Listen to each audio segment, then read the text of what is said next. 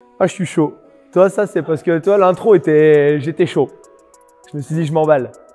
Salut à tous, on est reparti pour une vidéo. Aujourd'hui, on va parler compétition et plus précisément des qualifications.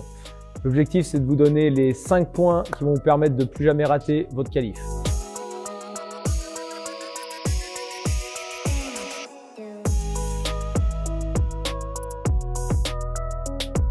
En 1, regardez bien les standards. S'il vous plaît, regardez bien les standards. C'est très important. Souvent, c'est des mouvements qu'on connaît déjà et qu'on pense connaître tous les standards, mais c'est important de voir s'il n'y a pas des petites variantes et bien sûr, si on respecte bien. Donc, c'est bien de se filmer à l'avance, demander à un partenaire ou la personne qui va vous juger, voir si toutes les reps qu'on effectue sont bonnes ou pas. En numéro 2, on va parler de la logistique. Donc ça va être de prévoir un juge, d'avoir un bon espace pour pouvoir faire son WOD. Ensuite, de préparer son téléphone, la batterie, la mémoire, le mode avion, tous ces paramètres-là qui vont être très importants pour pas devoir refaire le WOD alors qu'on avait déjà fait une bonne performance. Pour la mémoire et pour transférer aussi sa vidéo sur YouTube par exemple, pensez à la qualité de la vidéo. Donc au 1080, c'est largement suffisant. En numéro 3, on va retrouver le timing. Quand faire ce WOD? Donc moi, ce que je vous conseille, c'est de le faire toujours le plus vite possible. Pourquoi? Parce que ça va vous donner une deuxième chance si jamais la première n'était pas top ou si jamais tout simplement le score ne vous permet pas d'être qualifié.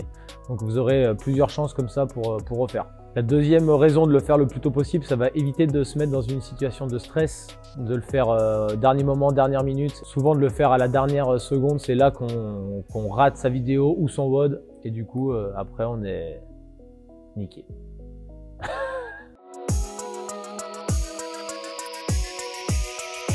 En numéro 4, on va établir une stratégie. Bien sûr, le WOD, c'est le plus important. Donc comment gérer la première partie, la deuxième partie, les mouvements, etc. Donc ça sera tout à mettre en place avant. Donc vous, bien sûr, vous connaissez. C'est bien aussi d'en parler à quelqu'un d'autre, votre coach, le juge qui va vous juger par exemple. En tout cas, d'essayer d'établir une stratégie claire et de la respecter. En numéro 5, le dernier point, ça va être d'analyser sa performance. Est-ce qu'on est content de ce qu'on a fait?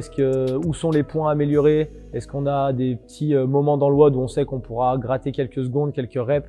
Donc voilà, le but c'est d'analyser, de regarder la vidéo, de regarder si on a respecté les standards aussi, si tout est OK et pas se mentir à soi-même. Si on sait qu'on a fait des no-reps, il faut mieux refaire le WOD plutôt que prendre des no-reps après la qualification. Pour bien résumer ces 5 points, en 1, nous avons le respect des standards. En 2, nous avons la logistique. En 3, nous avons le timing du WOD. En 4, établir une stratégie. Et en 5, analyser sa performance. J'espère que ces 5 conseils vont vous aider dans votre prochaine qualification. N'hésitez pas si vous avez des questions en commentaire.